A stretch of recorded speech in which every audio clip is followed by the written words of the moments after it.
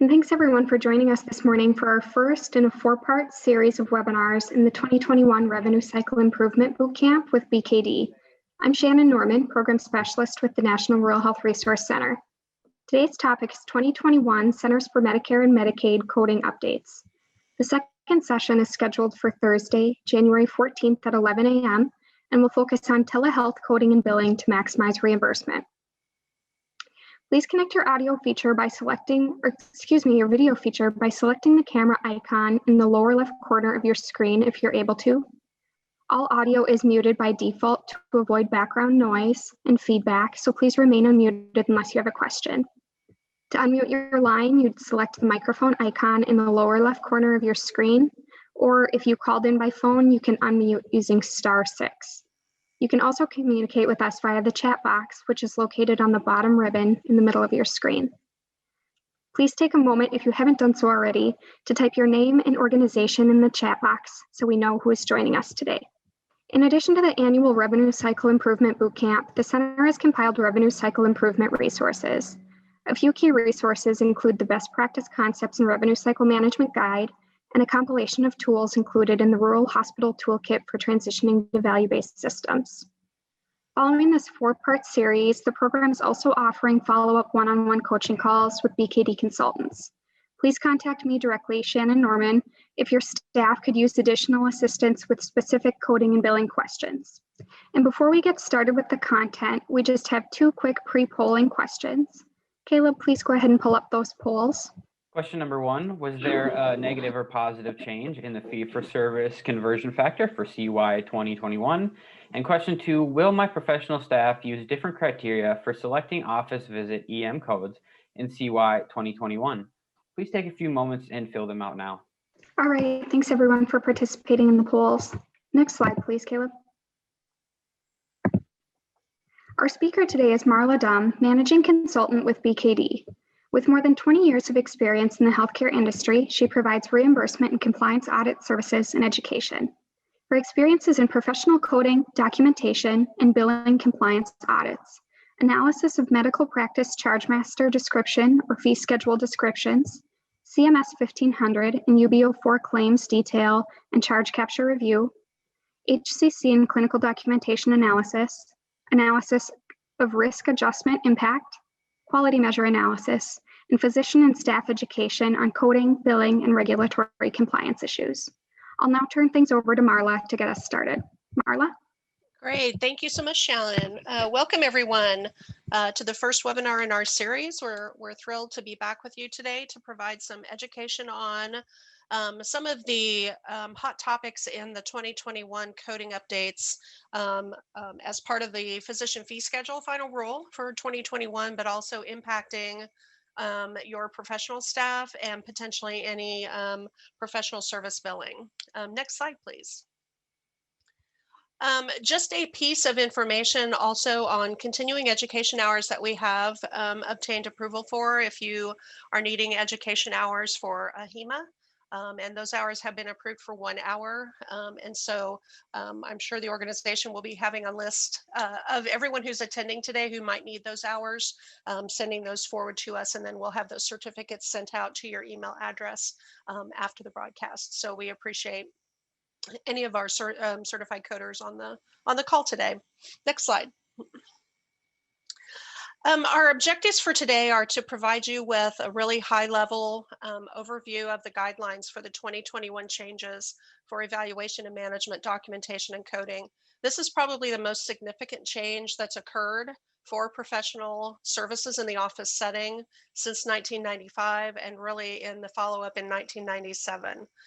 So it's a pretty significant change. And although there are some similarities to what we saw before, as far as information we could capture to level of service, there have been some pretty significant changes in definitions and how we're capturing that information, as well as how these new guidelines will potentially save your professional staff some time in documenting. And then we're also going to advise you on the prolonged service codes that are new, as well as principal care management codes that are new and also effective for your rural health clinic side. And then finally, we'll wrap up with the fee-for-service adjustments for 2021, and then some information that my cost report buddies shared with me for the RHC and counter rate updates. And I'll just preface that by saying I don't do cost reports directly, but the information is pertinent because there have been some adjustments just within the last several weeks on our impact going forward beginning in 2021. So we'll share that with you as a closing comments. Next slide. Oh, we've had our polling question, so we can keep going. So the first thing we're going to talk about are the changes for the evaluation and management changes that are coming or are now effective as of January 1st, 2021. Next slide. As I said before, these changes were the most significant that we've seen for professional staff since 1995. And then there was the second set of guidelines that were released in 1997, where there were changes recommended, but they were never mandated. Although a lot of that information and the way we captured data and could level a service have been utilized since then, kind of a mix or match, if not a comparison between the 95 and the 97 guidelines to pick our levels of service. So CMS went through some stages to try to update the guidelines to not only reduce the amount of documentation that might be necessary to kind of reduce that burden that have been really emphasized because of the electronic medical record systems, but also to make sure that the way the levels of service are assigned are more reflective of work that's being performed and reflective of the complexity of the work that's being performed. And that really was always the goal behind the CMS changes. The American Medical Association have really taken the lead on this and provided the updates to these guidelines, which CMS in great degree have also accepted and they're going to utilize. And there are a couple of things where there's going to be a difference between what AMA tells us we can do and what Medicare says that we can do. And so hopefully over time, they will come to an agreement about some of those outstanding items that there's still a disagreement on, but just also wanted you to be aware that there may be some difference in the way payers will assess your documentation if they're looking at your levels of service. So some of the changes that were made universally are that these guidelines at this point in time are only effective for your office visit codes. So that's levels of service 99212 through 215 for your established patients and 99202 through 99205 for new patients. At this point in time, they are actively in the process of updating the guidelines for all of our other evaluation and management services, such as when you go into the hospital or the nursing home, or you see someone in their home. All of those codes are still effective, but you'll be using that other set of guidelines that we've always used to determine those levels of service. We will use the new ones that we'll talk about today, effective January 1st for any dates of service starting January 1st, but they will only be used right now for the new and established patient codes. And that's really important for any of your providers that are in the rural health clinic side right now, as well as any other clinic setting. But for those providers who are seeing patients in multiple sites of service, they're going to have to remember that those two sets of guidelines are still going to be applicable for them. So for a while, until we get all of these new guides under our hat, it's going to be a little confusing. So I know that a lot of education and template updates and just kind of monitoring of documentation and coding is going on in most of the sites that we work with. The new patient CPT code level 1 was deleted. In part, that was so that they would only have those 4 levels of service for new and established, and that they would be able to map over equally the guidelines for those levels of service. And by having that level 1, it kind of skewed everything. Now, there has been some chatter about whether the nurse-only CPT code, that 99211, is gone. It is not, because that's not a professional level of service. Those are our nurse-only visits when the documentation actually supports a separate piece of nursing work that's not captured in another billable service for the day.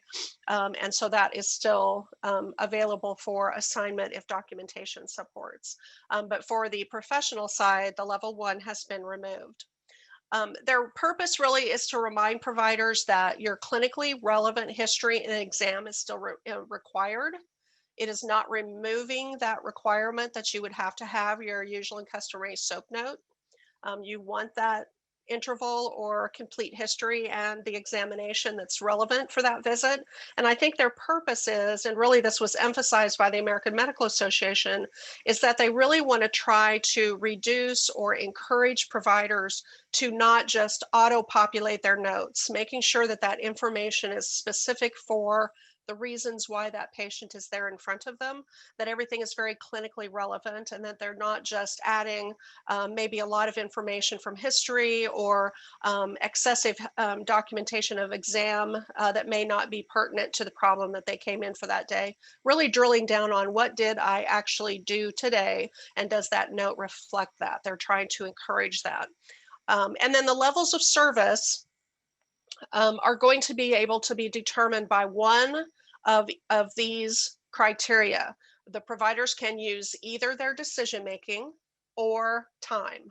And I was just reading an article the other day that Medicare and the American Medical Association are still not putting mandates on which ones have to be used. This is the option and the decision of the clinical provider. There are advantages to both. And from an audit perspective, we'll be auditing by both, particularly if we see documentation of time. We will be auditing by both to see which is the most beneficial for the provider that day, because either are correct. And so a lot of our services would be better suited to a decision by medical decision making. That's going to better reflect that work that was done that day. And you're going to have other visits that might lend better towards using time, your total time with that patient and non-face-to-face time for that date. That might be better reflective of the work that was done. Next slide. So we're going to dig into both of these categories. There's some new definitions and some new things that we'll have to keep in mind. So the next slide, we have some information that will drill down a little bit further into what our new definition of time is. In the past, and for those services that you're going to be rendering outside of the office setting, the description of time was always counseling and care coordination. You had to have, or you will still have to have that scenario in an environment outside of the visit. And what we used prior, we would be looking for that type of a scenario where there was discussion involved, or there was something that was very clear, a counseling visit, before time could be used to pick the level of service. That description has been removed from the code description. And really it is saying that going forward, it's just going to be reflective of the professional staff time, whether face-to-face, in person, or maybe outside the encounter, but still taking place on that date of service and still related to that visit. And that is new as far as trying to track our time for the day. So the amount of time in the CPT code descriptions that were usually just a number of time allotted to each level has now been revised to a range of times, a range of minute to minute, so that you know what that level of service might fall within. And again, the same premise will take place where we're not rolling up to that next level, but we're making sure that the time that we have documented, carving out any procedure time, carving out any nursing time, still falls within that range. So the total time is going to be spent by the physician or other qualified health professionals. So in the health or the rural health clinic setting, that's going to be your physicians, your non-physician practitioners, your PAs, your nurse practitioners, those that are billing E&M services. It is going to include their own face-to-face time, as well as any non-face-to-face time that's personally spent by those providers. And remembering that it has to be performed on the date of service, because I know that often you'll have services that you might do before or after that visit, but on another day, kind of to wrap up things that you might have outstanding on that service date. Or maybe it's preparatory work that you're doing and reviewing records before the patient is seen, but it's not on the same date of service. And that's where that time won't be able to be counted. So those are things we're keeping in mind from not just a documentation perspective, but when you're capturing those total minutes, would I actually be able to count that time today? It does not include time spent by your ancillary staff. So when your nurses room the patient, that has to be taken into consideration too. And Medicare even has said that they would love to see documentation that has allotments of time for each of these little increments. You know, time you might have spent before, the nursing time, any procedure time, and then your own personal time, in order to kind of support the fact that you've billed the amount of time that you have. So there's a difference in opinion on the documentation between the Medical Association and Medicare. Medicare wants the most specific and the most strict. And Medical Association has said you could have a paragraph that said something such as, I spent this amount of time doing this piece of work. I spent this amount of time doing this piece of work, and putting that more into kind of a total time type of statement, as long as the work that was performed is outlined a little bit. So just a difference in opinion right now, and we don't have any mandated rules right now, just very strong guidance, especially from Medicare. Next slide. The activities that you'll be able to count towards your total time are, of course, work that's being done to prepare to see the patient. If you're reviewing any tests, looking at any documentation that might have come in, maybe a patient coming in from a hospital setting, looking at any separately obtained history that might be relevant. Of course, the work within that office visit itself, taking that history, documenting it, doing the examination, all of the tasks that you're normally doing as part of that visit. Any counseling or discussion that you have with patient or family or caregivers that are there with the patient, ordering medications, tests, or procedures. So that would be if that provider is actually maybe ordering systems into an order entry system, or submitting that lab requisition. Documenting in clinical information in the record. So it's the time spent doing the actual electronic medical record or documentation steps, or functions. That time can also be included in your total time. Independently interpreting results. Now this does have a caveat that if you are separately billing for that professional interpretation, such as an EKG interpretation or a chest X-ray interp, then you would not capture that time towards your E&M. That would be time, again, that's from a procedural perspective that you would carve out and not include if you rendered that the same date.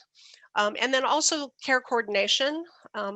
We have all of these care coordination codes and services now that are non-face-to-face, that are part of those care management packages or models. And if the work that's being performed is actually for care coordination, that should not be included in your E&M service. That should be something that is completely separate from your office visit.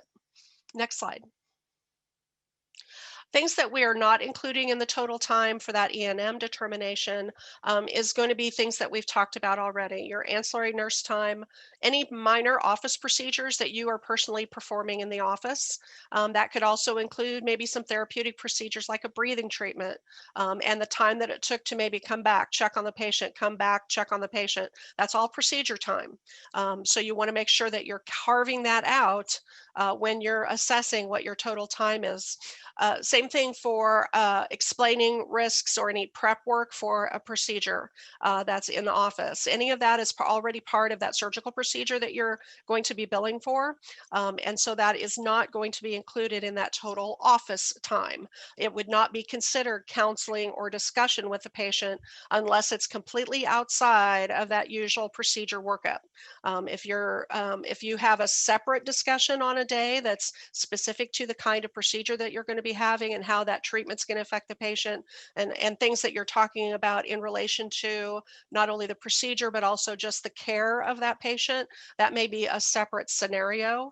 But if you're just doing that prep workup, then that is not separately counted in your total time. Next slide.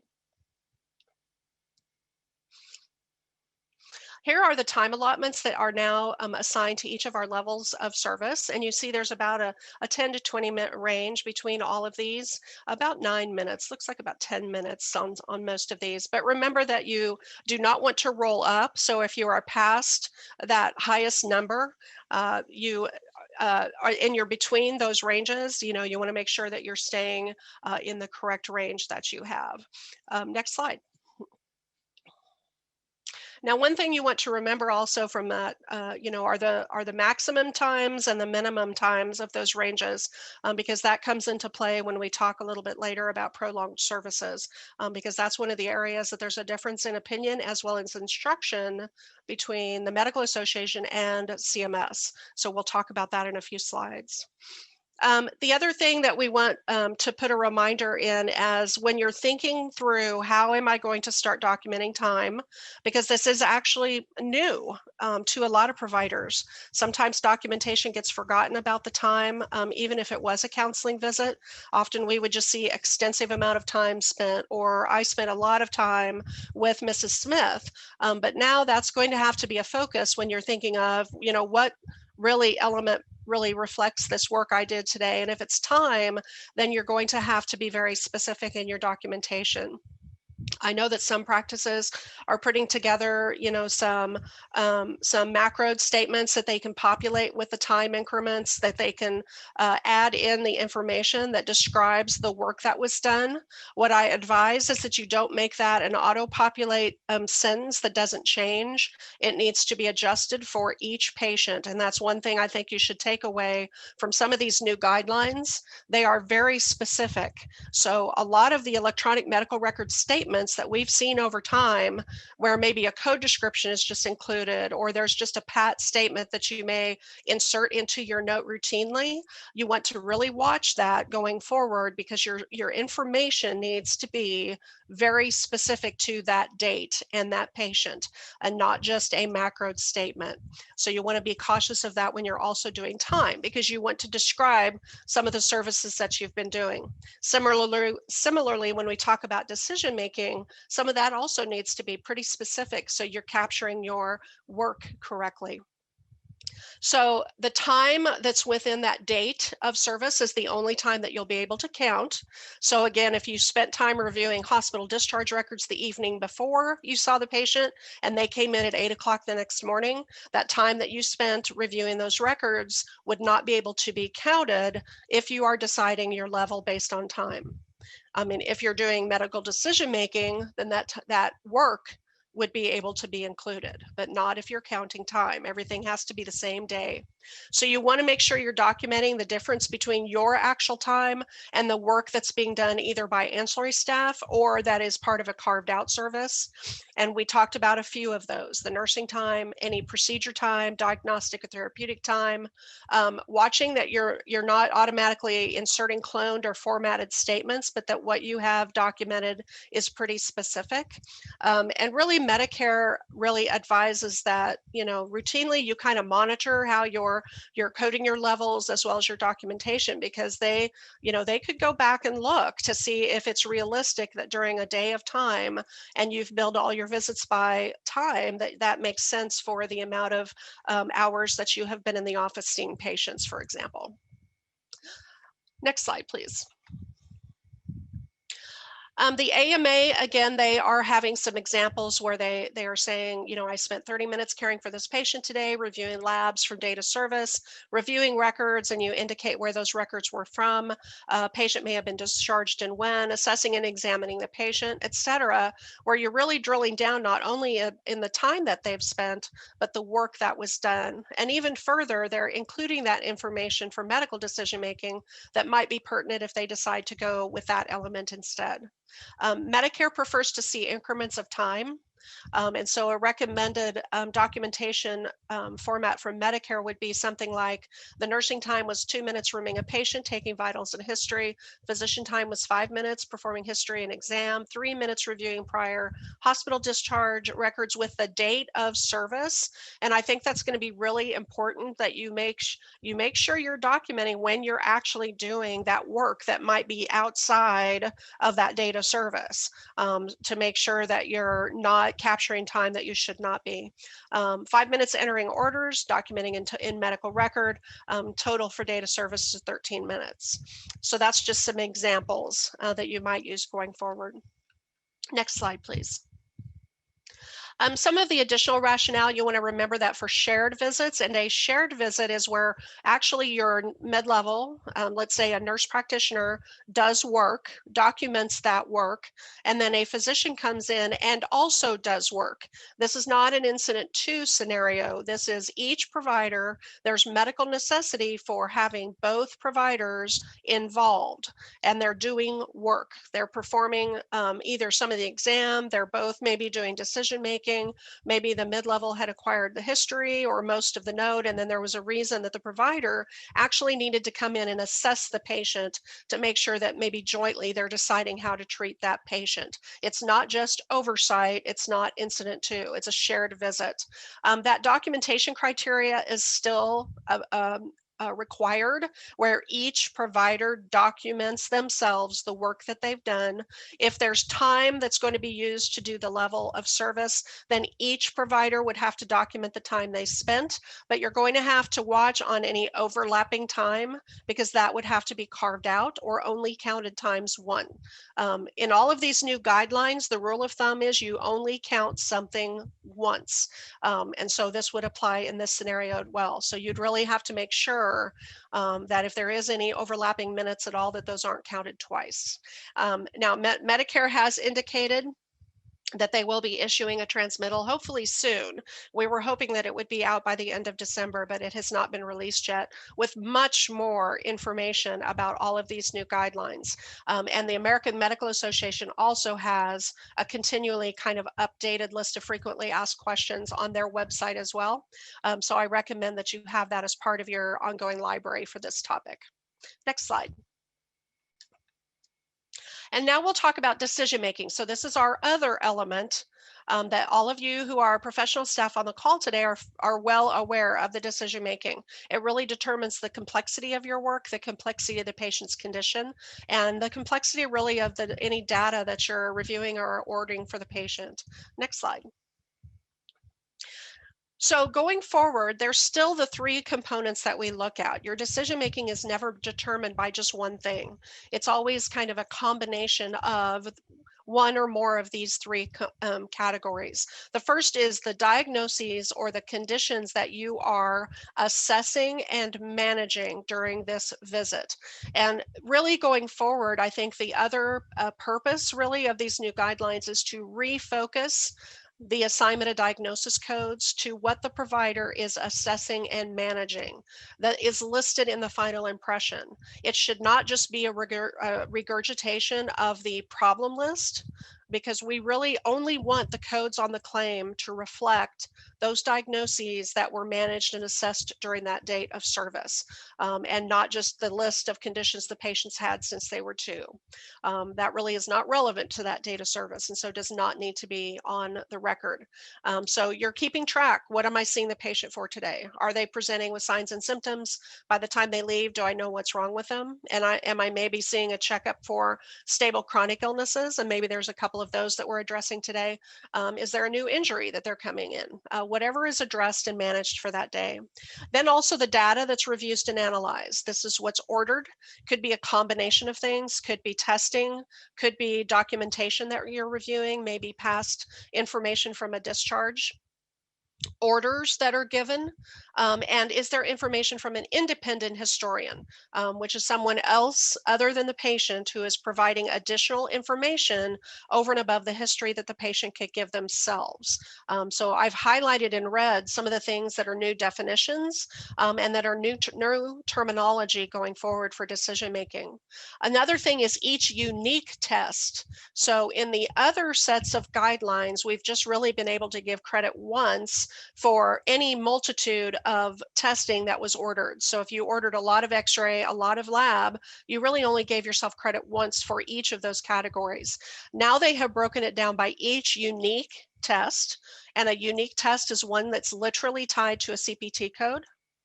And it's also going to determine whether or not you are billing or not billing for that test, as to whether you can give yourself credit for these items. So if you are ordering and reviewing the results of a laboratory test, but your practice or you yourself billed for that test, then you don't give yourself credit. That's considered part of the billed laboratory test. So that's new. That was not done previously. If you ordered it, you got credit for it. The only time that you didn't is if you were separately billing an interpretation of that diagnostic test, like an EKG read, and you were billing separately for that read, you were not to give yourself credit for that separate review or separate interpretation as part of your decision making. So these are other new things that everyone's going to have to keep track of. Also, independent interp, again, if you don't separately bill for it, you can give yourself credit for interpreting it. And that's maybe if you're interpreting it separately, but someone else may have read it already, like an overread. They've billed for that overread, but you've reviewed it yourself to assist in making your decision. Discussion of management or test interpretations with external physicians. External is going to be defined as anyone outside of your group or specialty. And this is going to be one area that's going to be different between the Medical Association and Medicare. The Medical Association is literally kind of our same rules that we pay attention to as far as new and established patients, for example, where we really look at the provider and same group, same specialty, same subspecialty. This same thought process you'll go through to determine whether I can actually kind of capture points if I am discussing with my colleague who's in the same specialty. You would not be able to because you're in the same group. But if you called a consultation to, or you called up to discuss the case with maybe the patient's prior physician outside the group, or it's a completely different specialty within your practice, and you're discussing the case with them, then you would be able to count that information. So again, new definitions that we're going to be keeping track of. And then finally, our last category is just basically the risk of the complications because of the conditions you're treating, which lead to increased risk for morbidity or mortality of the patient, including the management decisions that you're making for that patient for that day. Next slide, please. So some of the revised guidelines are that you will still need to document and obtain or perform a history and exam. It's required for continuity of care. It establishes the medical necessity for that service, and it should be clinically relevant for what you're doing that day. It's giving the picture of the work that you did and what's wrong for that patient at that point of service. Also, the diagnoses and the management options you want to document as you always have in that final impression. You want to make sure you're following that up with your treatment plan that's very distinct, mapping back to those diagnoses that you're assessing or managing. And the guideline descriptions themselves have removed that additional workup criteria. It's just basically how are you managing that patient, and then the revised table of risk that gives you some of those options for how to manage the patient. Some of these new guidelines, if in fact all of these new guidelines are outlined in the new American Medical Association tool, which was attached as part of your handouts. And I believe I saw Caleb attaching that as part of the chat today. That is now accepted by Medicare as the tool that we can use if you are using medical decision making to determine your level. So that's one of the things you're going to want to have in your library. The table of risk has been updated. It's just been condensed basically. So the thought process in using the tool is still very relevant. It's basically 2 out of 3 for each of the columns that are marked. If you have 2 out of 3 boxes, that will determine your level of service in most scenarios. Next slide. So we still have 4 layers of decision making. You're all familiar with these, and these have not changed. We have straightforward through high. It's just now that our straightforward decision making is evenly matched at the level 2 instead of having that skew to a level 1. Next slide.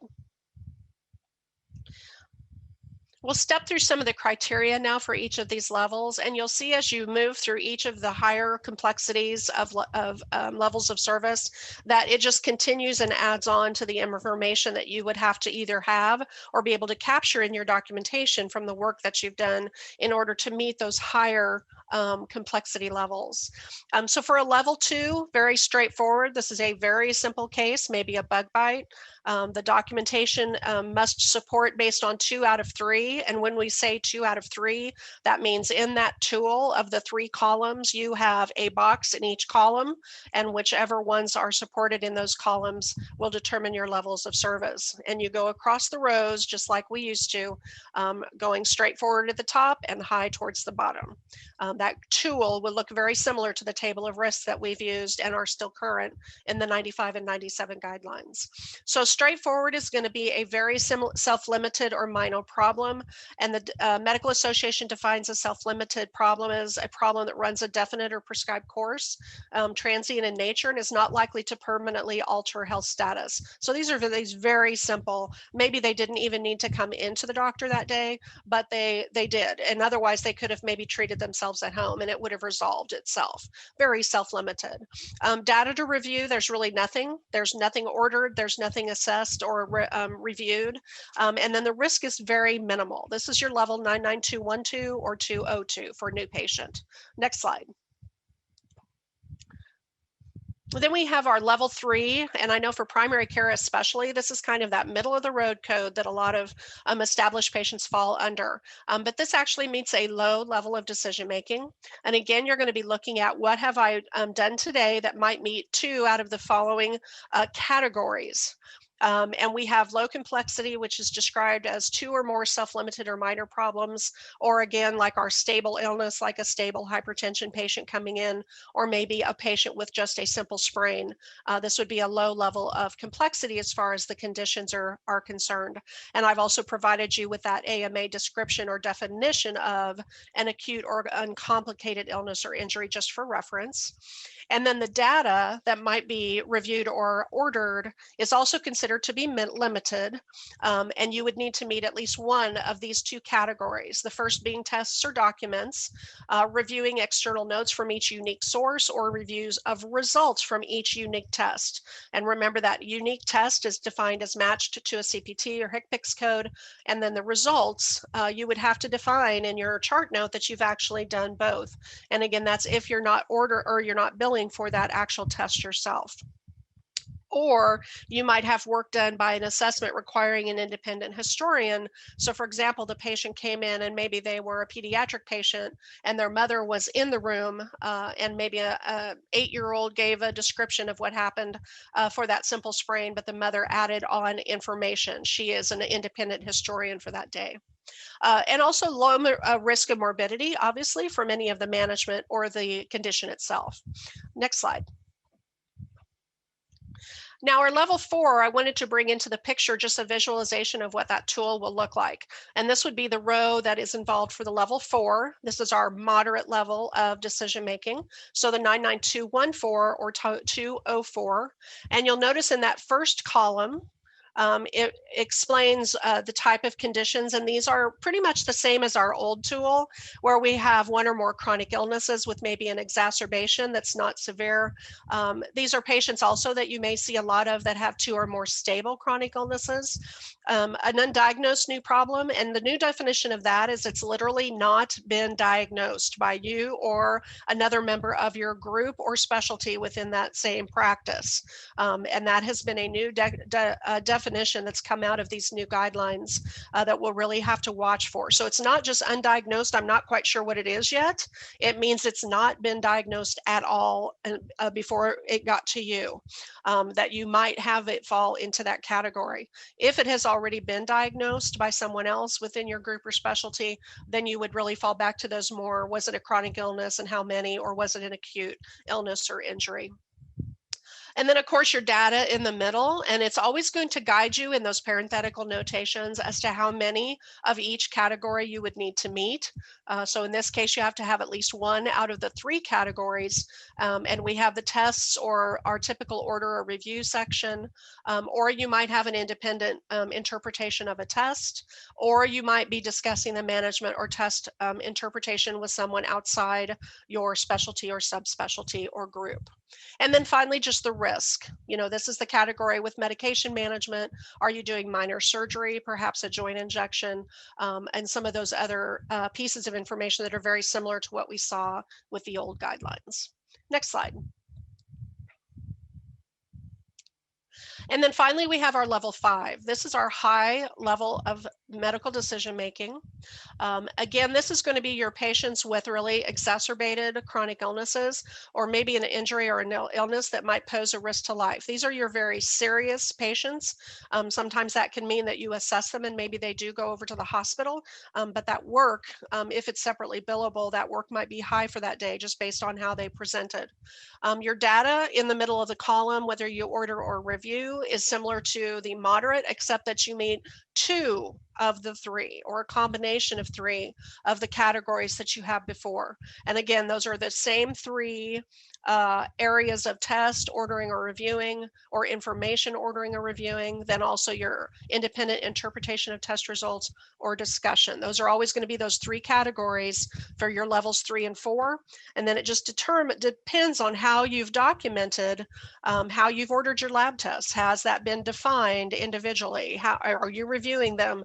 Is this a test that you've billed out separately so you aren't giving yourself credit for that? Some of this is going to be a little bit new as you work through these levels. And then, of course, our risk to complications, drug therapy requiring like IV, any emergency. And also these cases, we've also have a new bullet point for decisions regarding hospitalization. So this could be those cases where you may admit, and maybe someone else will admit that patient formally, like the hospitalist. So you would be able to still be billing out that clinic visit in that scenario. Next slide. Some additional rationale quickly as we finish up today. Medication. There is still a difference between over-the-counter and prescription. Prescription, pretty clear, is prescribed. There's some type of management, which means that there's some type of action on that drug. You're adding to it, you're changing dose, you're removing, you're maintaining. Anything that is in the documentation that shows you're doing action on that drug, that is considered prescription drug management, and would be considered under a moderate level of risk. Over-the-counter medicine, they did not delineate that in the table. Because it's assumed to be straightforward, any over-the-counter medicine. But the Medical Association, as well as Medicare, this is being left up to your clinical decision making, as well as any of your audit staff. As auditors, we have to also keep in mind that if we are seeing over-the-counter medication that is prescribed for a patient with maybe some underlying conditions where it could possibly lead to maybe a higher level of risk, then that also needs to be given credit for. So an example that they give is a patient who might be on an anticoagulant like Coumadin with a history of congestive heart failure and chronic kidney disease with hypertensive heart disease.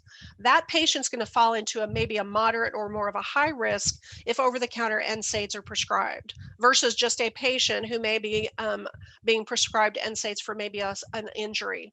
That would be more of a straightforward risk where you do have to take in mind. And that's something that you as providers need to make sure you're getting in your note. Documentation of the med list, or that automatic list of medications we have in all of our notes, that's not automatically assigned to medical decision making until we can see documentation that you had action on those meds, and we need to know the diagnosis that was mapped to that. So you don't automatically get credit for that just because there's a med list. That's just past history. That's part of your history information. And intensive monitoring, they've also defined that as not necessarily for therapeutic levels that we take, for therapeutic levels. Rather, we want to look at that as monitoring for adverse effects of that med that could cause morbidity or death.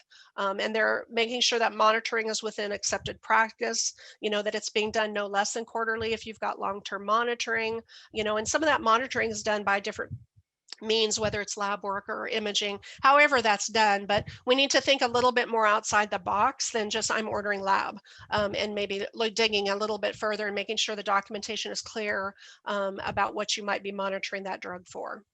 Next slide. Unique test, I've described that before, but here's some more additional information. And basically, again, you'll be giving yourself credit for the order of or review, and really that's all going to be part of that unique CPT code that's tied to that test. And remember, you can't count things more than once. So if you've ordered something 2 weeks ago and gave yourself credit for it, if you reviewed it on the next day, that review is considered part of that first visit. So you want to watch for that as well. There was another definition by Medical Association that you might have the same CPT code, usually for imaging, for example, but you have run that test twice because you're looking at both knees, for example. That would be two distinct tests if you've ordered both a left and right. So that'd be a little outside or a caveat of the unique definition. Next slide. Order and review, we've talked a lot about that today, so I'll just leave you with these bullet points. But make sure that you are first assessing whether we're going to be charging for these tests. If so, what work am I doing and whether I'm going to be able to take credit for any of that. Making sure your documentation really is distinct as to what you're ordering. You know, stay away from things like panels. I'm ordering a chest panel. Well, we need to know what you are ordering so we can map that to the CPT code that you may have billed for, to make sure that we've drilled that down to unique tests, things like that. Also, other things to note, if you're in the same specialty as another provider who's already ordered the test, and then you may have reviewed it separately, you're still going to be looked at as the same provider. So you both can't count that work. Next slide. Discussion, the American Medical Association really drilled down to this, that in a discussion by definition is going to be an active discussion verbally between two people. So things like sending a text or sending an email to a provider or a letter to a provider and then waiting for a response is not a discussion. So you want to make sure that you're clear in your notes, and or if you're giving self credit for things like discussion, that it is truly that two-way real-time conversation with a provider. Next slide. External is truly outside your group or outside your specialty or subspecialty. And then remember that Medicare drills down to literally outside the group. They have really not allowed this whole specialty, subspecialty definition, but I think that's another area that as we go on, they're going to further clarify because they still have that under consideration. But at this point, Medicare Medical Review in some of the regions across the country have just even said, even outside your tax ID number is defined as external, completely outside the group. So we'll kind of wait to see if we get additional information for that category. Next slide.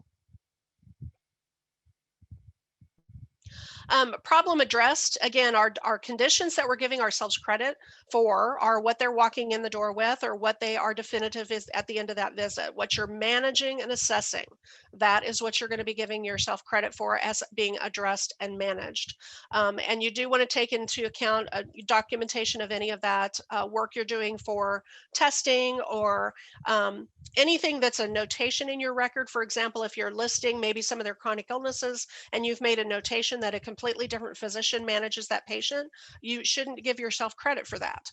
Just because you made a notation of it and that someone else is managing it, you don't get credit for that unless there's work that you actually did, because maybe a medication conflicts with something that you're prescribing, or you actually did work for that diagnosis that day, and that may have been just an additional comment. We see that a lot with primary care, where we see all the specialists listed, even within the practice, who are actually managing their diabetes or managing their heart problems, and you shouldn't give yourself credit. The diagnoses can often be listed if you've done work for those chronic illnesses, but otherwise don't even need to be on the claim unless there's a reason why that's interacting or causing an issue with your decision making. So things to keep in mind, not only from documentation perspectives, it's good for continuity of care, but you're not giving yourself extra credit for that. Next slide.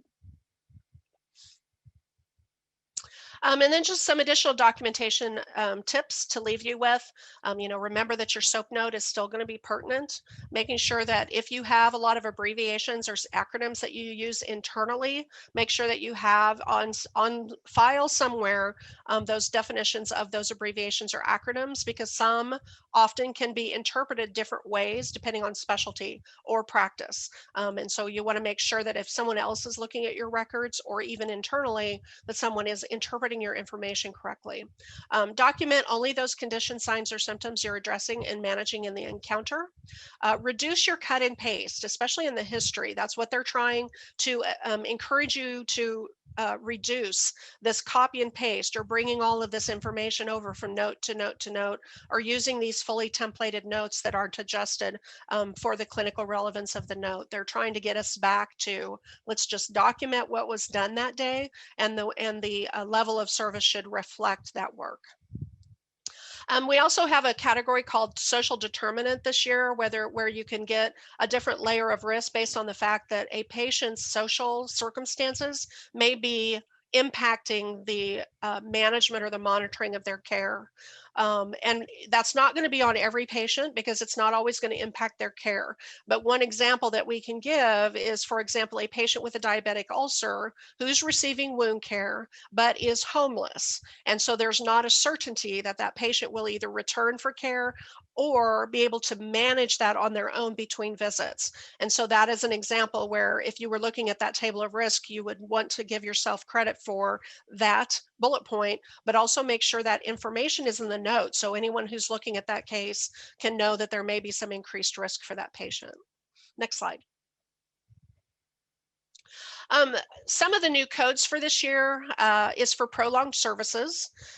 For rural health clinics in particular, they set up a G2212 that is, we're not sure at this point whether rural health clinics will be able to use this particular code for primary Medicare. In the past, Medicare has not really allowed RHCs to use prolonged service codes or anything that's considered like an add-on to the primary code that's being billed. So we provide you this information with just some caveat that we're not sure yet whether Medicare is allowing this in the RHC setting.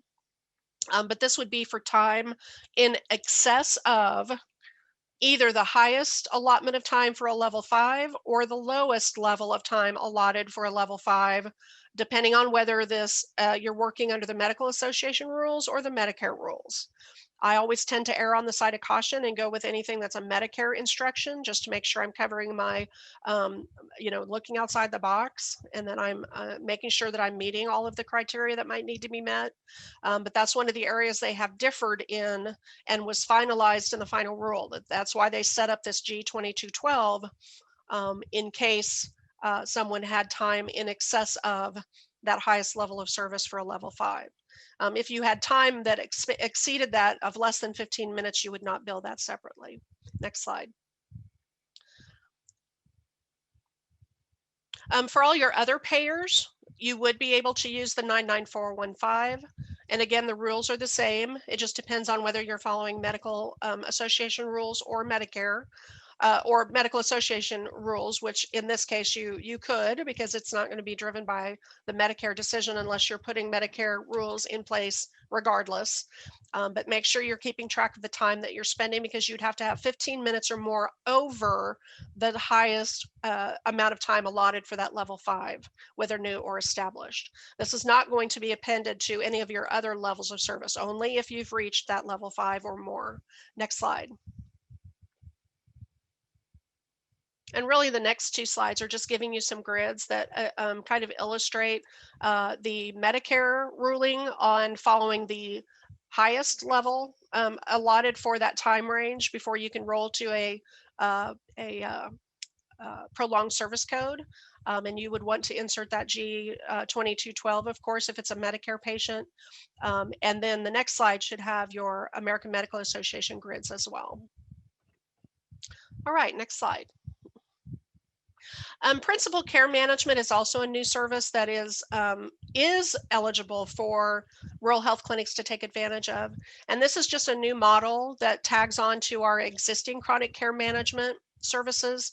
The only thing that differs with this is specific to a single chronic illness, where the rest of our care management models are for 2 or more chronic illnesses that really meet that definition of lasting until the end of the life of the patient, or really significantly impacting that patient's health.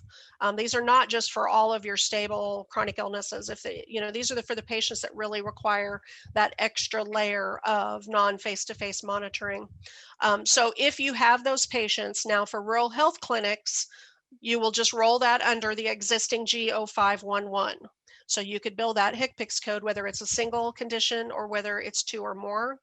And we are still waiting to see what the fee rate will be for that. It's going to be a fee schedule paid service like it is now. It's that monthly calculation of time spent, non-face-to-face through the month, as to whether it is billable for that particular month.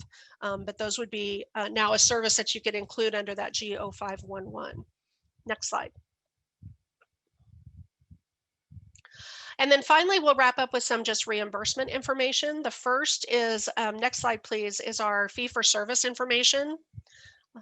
And I must say that this has been an up and down roll with Medicare this year, because they released the first conversion factor, and it was a decrease of 10.2%, which sent everybody in a tailspin. And then Medicare readjusted for numerous reasons, which we won't go into, but they have come out with now a final conversion factor, as well as a final adjustment to any fee-for-service reimbursement or allowance for 2021. So they adjusted the conversion factor again to reflect only a 3.325 decrease, which is much better than the 10 point. And then because of the Consolidated Appropriations Act, which is why this additional conversion was made, they allowed for a change with a final 3.75 increase. So when you came out with all of the different calculations, really we ended up with an increase due to the conversion factor instead of a decrease, which is always a good thing. So for 2021, that final conversion factor for any services paid under fee schedule is 34.8931. The 2% sequestration payment adjustment that we've made is still suspended through March 31st of 2021. And then there is a new code 2211, which Medicare put into place as part of the final rule for a complexity or an add-on code, similar to a G code that was put out a couple of years ago in the final rule. This has caused a lot of issues in not only definition, but interpretation of how to use. It's really more of a mess than anything at this point. So they have tabled that, and they're going to continue to look at how they really want that to be used. And then that guidance will not be out until 2024. So if you see anything about a G2211, it is not eligible for this year and won't be until 2024. Next slide. And we already had our polling questions, so we'll continue on. Finally, we'll wrap up with a payment cap. So next slide. There have been some adjustments to how RHCs are going to be paid going forward. And I do want to make sure that everyone understands that, again, I have borrowed these slides from one of my cost report friends here at the office. I don't do cost report, so I may not be able to answer any specific questions, but I know who can, so I can pass on those questions to you. But we wanted to make sure you had this information for 2021. We have our guides that'll be in effect for any RHCs or dates of service prior to April 1, 2021. And really, these are for any RHCs that were certified prior to April 1, 2021. Freestanding RHCs or RHCs that are provider-based to a hospital with 50 or more beds are still going to be subject to that cap, similar to what we are now. And then RHCs that are provider-based to a hospital with 50 beds or less will still have that cost-based reimbursement based on that April 1st date. Next slide. Now the change will be for RHCs that are certified after December 31st of 2019. And they're now going to be subject to the new cost-based reimbursement cap, regardless of whether they're provider-based or freestanding. And this is an area that the national organization is still working with or presenting information or arguments to CMS and Congress, who really makes these decisions, to make sure that things change as far as let's make sure that cap includes or grandfathers in some of those existing RHCs up to a certain date. They want that rolled up to December 31 of 2020, just based on the numerous ending dates for cost reports, to make sure that all of our existing ones are really grandfathered in. But we'll have to see if that changes going forward. So you'll want to pay attention to any of your technical corrections, bills, or details that Medicare might release. That's where that information will be included. And we are, of course, watching for that very closely. The reimbursement caps will begin at $100 per visit in 2021, and then increase up to $190 per visit by 2028. And then of course the RHCs, you're still reimbursed the lesser of either the cost per visit or the cap. And then the economic increase will increase, or index will increase annually beginning in 2029. Next slide. So really after April 1st of this year, provider-based RHC associated with a hospital with less than 50 beds and certified or effective prior to December 31st of 2019 will be grandfathered in. So the current way you're getting paid now is how you will be paid going forward. Next slide. And then all the other RHCs, you'll be held to now these new caps that will be based by year.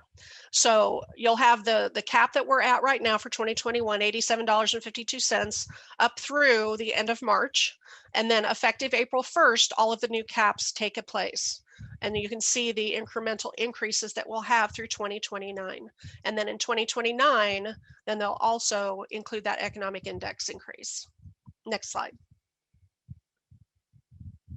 And then finally, just some last steps. For your existing RHCs, you want to just proactively review your cost report to make sure that you are accurately cost allocating, evaluating any financial impact that you might see because of these changes in reimbursement caps. And then any potential new RHCs, you want to make sure you're updating your financial information, any reimbursement forecasting, making sure that you're really even double checking now to see whether any change of status is going to be beneficial for you as far as these caps are concerned. Next slide. And I wanted to thank you very much. That's the end of my formal statements, and I really appreciate everyone's time. And I've got a few more minutes. I know we ran just up to the hour, but Shannon, are there any questions that we need to take care of now, or we'll just carry those through and get your answers back to you?